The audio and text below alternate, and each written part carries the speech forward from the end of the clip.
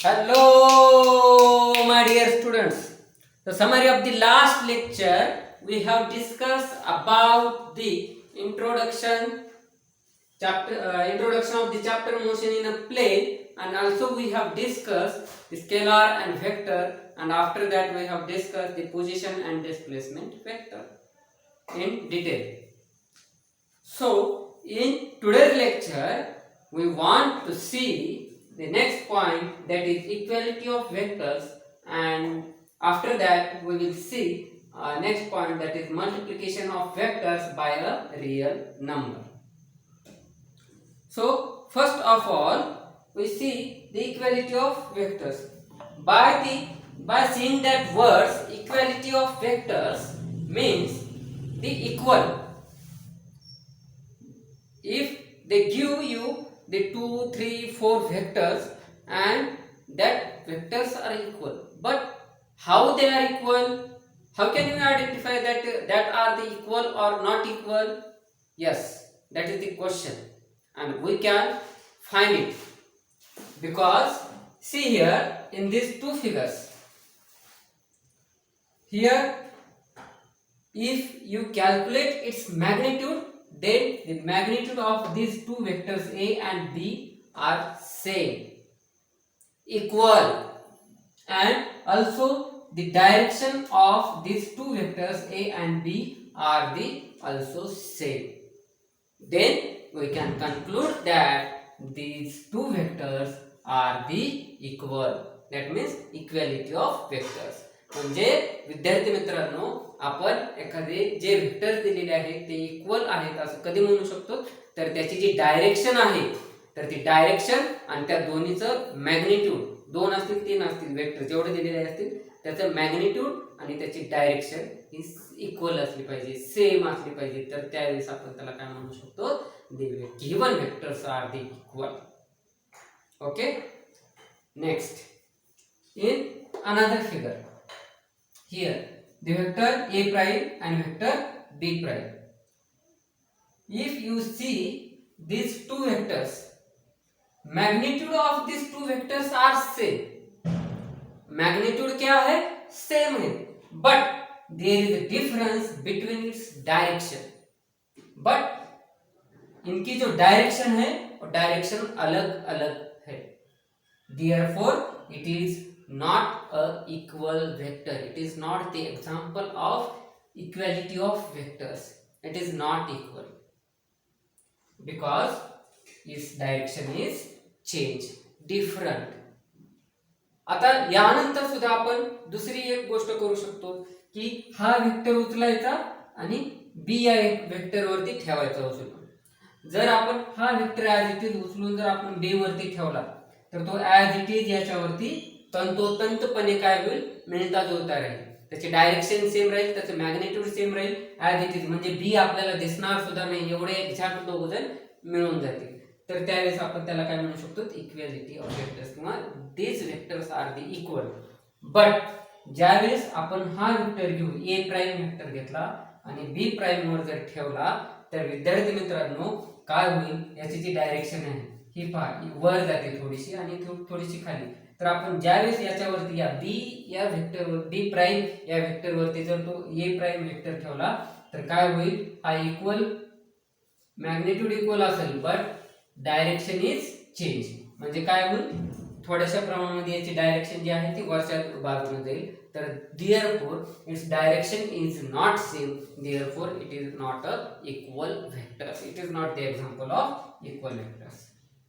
Understand? This is our first point, that is equality of vectors. Now it's over. Very simple point. Now we'll see the next point, that is multiplication of vectors by a real number. आता विद्यार्थी मित्रांनो आपल्याला यामध्ये काय पाहिजे, तर एक vector आहे आणि त्याला मल्टिप्लाय करायचे आपल्याला काय, रिअल नंबरने. रिअल नंबरने मल्टिप्लाय केल्याच्या नंतर तुम्हाला त्या वेक्टर मध्ये काय चेंज होतं एवढंच फाइंड आउट करायचं, या व्यतिरिक्त दुसरं काहीही नाही. तर विद्यार्थी मित्रांनो वेक्टर दिलेला आहे तुम्हाला. आता इथं आपण हे उदाहरण पाहणार आहोत. आपण एक वेक्टर दिलेला आहे आणि त्याला रिअल नंबरने मल्टिप्लाय करायचं. Before that, according to our NCERT textbook, they will give us what formula, that is equation, not formula, sorry, equation. Magnitude of lambda a is equals to lambda into magnitude of a if lambda is greater than 0. This is our given equation by NCERT book. Means here we consider this lambda is a real number. तर विद्यार्थी मित्रांनो, lambda हा आपण काय केला इथं, तर एक रियल नंबर कन्सिडर केलाय आणि या रियल नंबरनं ए या वेक्टरला आपण काय केले, मल्टिप्लाय केले. तर विद्यार्थी मित्रांनो सेम आहे, काहीच चेंज नाही. एखाद्या न्यूमेरिकलनं किंवा एखाद्या अंकानं जर आपण एखाद्या व्हेरिएबल किंवा एखाद्या कुठल्याही जे नंबर न्यूमेरिकल व्हॅल्यूने एखाद्या अल्फाबेटला जर आपण मल्टिप्लाय केलं तर तो फक्त न्यूमेरिकल काय होतो, जो काही नंबर आहे तो त्याच्या अगोदर येतो, बरोबर आहे. तर सेम इथं होतं. आता समजा हा ए हा एक वेक्टर आहे, ए या वेक्टरला 2 या न्यूमेरिकल नंबरनं आपण मल्टिप्लाय केलं, रिअल नंबरनं काय केलं, मल्टिप्लाय केलं. तर रिअल नंबरनं मल्टिप्लाय केल्यानंतर काय झाले, 2a म्हणजे काय झालं, याचं जे मॅग्निट्यूड आहे, मॅग्निट्यूड काय झालं, चेंज झालं. मल्टिप्लिकेशन एखाद्या रिअल नंबरनं मल्टिप्लिकेशन केल्यानंतर त्याचं मॅग्निट्यूड चेंज होतं, बट इथं डायरेक्शन काय, दोन्हीची डायरेक्शन ही सेम आहे.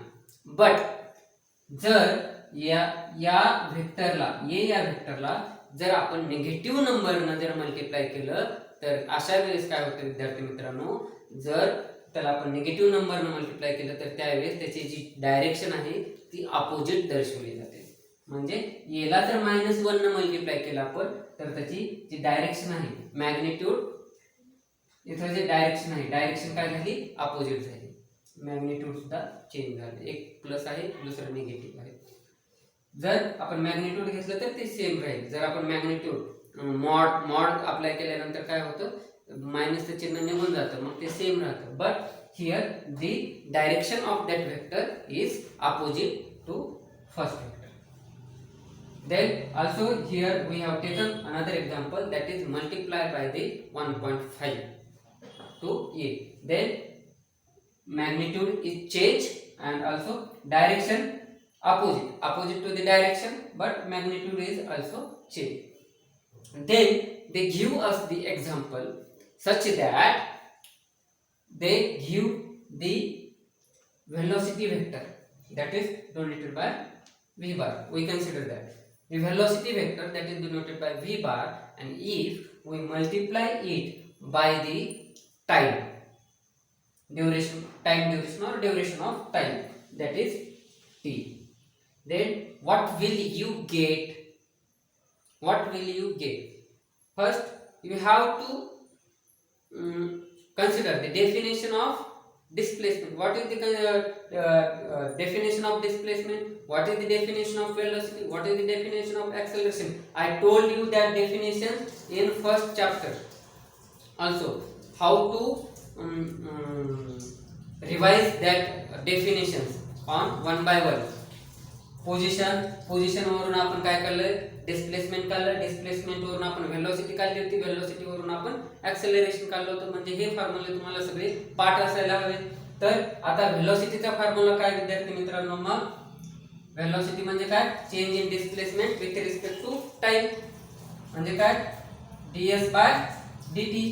म्हणजे डिस्प्लेसमेंट चेंज झालं टाइम नुसार तर आपण त्याला म्हणतो काय, velocity.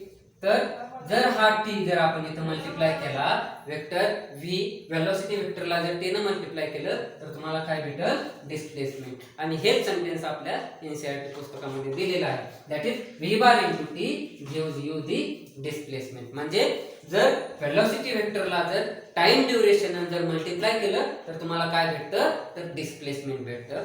Okay, so thank you for watching this video and also subscribe my channel. Thank you.